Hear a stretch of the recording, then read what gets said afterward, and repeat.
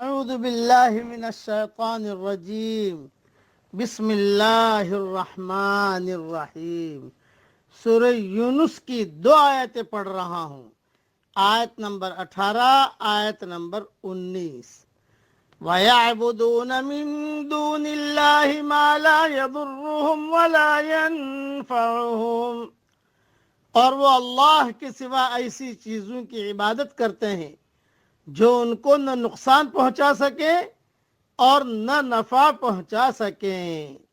وَيَقُولُونَ هَؤُلَاءِ شُفَعَاؤُنَا عِندَ اللَّهِ، اور وہ کہتے ہیں کہ یہ اللہ کے یہاں ہمارے سفارشی ہیں۔ قُلْ أَتُنَبِّئُونَ اللَّهَ بِمَا لَا يَعْلَمُ فِي السَّمَاوَاتِ وَلَا فِي الْأَرْضِ، کہہ دیجئے کہ کیا تم اللہ کو ایسی چیز کی خبر دیتے ہو جو اس کو آسمانوں اور زمین میں معلوم نہیں؟ سبحانہ وتعالی عما یشرکون، وہ پاک اور برتر ہے اس سے جس کو وہ شریک کرتے ہیں۔ وما كان الناس الا امة واحدة فاختلفوا، اور لوگ ایک ہی امت تھے مگر پھر انہوں نے اختلاف کیا۔ وَلَوْلَا كَلِمَةٌ سَبَقَتْ مِن رَّبِّكَ لَقُضِيَ بَيْنَهُمْ فِيمَا فِيهِ يَخْتَلِفُونَ، اور اگر آپ کے رب کی طرف سے ایک بات پہلے سے نہ ٹھہر چکی ہوتی تو ان کے درمیان اس بات کا فیصلہ کر دیا جاتا جس میں وہ اختلاف کر رہے ہیں۔ وَيَقُولُونَ لَوْلَا أُنزِلَ عَلَيْهِ آيَةٌ مِّن رَّبِّهِ، اور وہ کہتے ہیں کہ نبی پر اس کے رب کی طرف سے کوئی نشانی کیوں نہیں اتاری گئی؟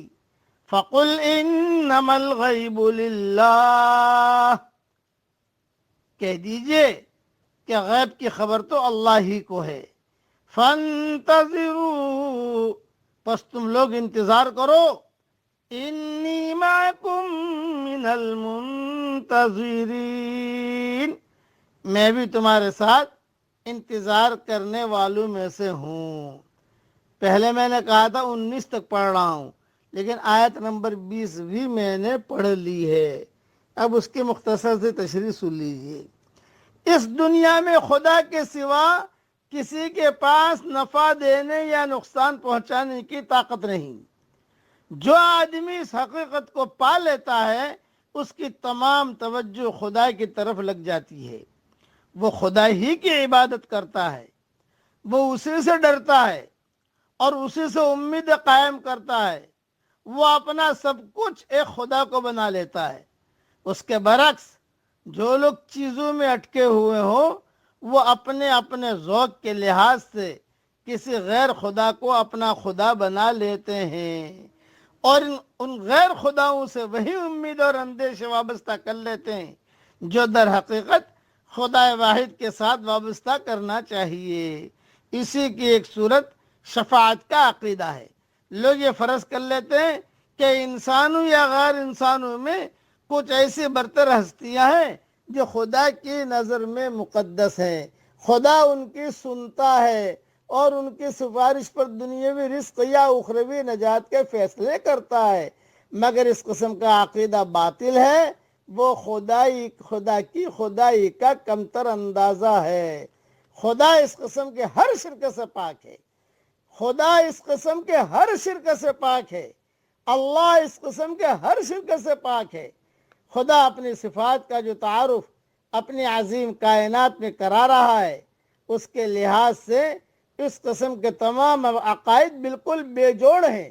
ایسے کسی عقیدے کا مطلب یہ ہے کہ خدا وہ نہیں ہے جو بظاہر اپنی تخلیقی صفات کے آئینے میں نظر آ رہا ہے، یا پھر خدا کی صفتوں میں تضاد ہے۔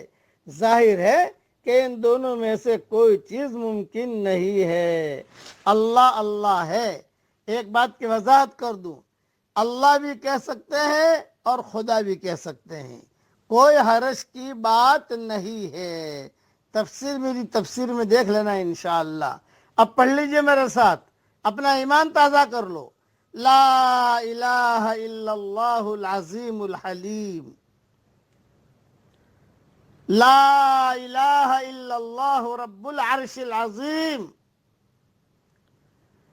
لا الہ الا اللہ الحلیم الکریم۔ اے اللہ ہمیں ایمان کامل عطا فرما، آمین۔ وآخر دعوانا ان الحمد للہ رب العالمین۔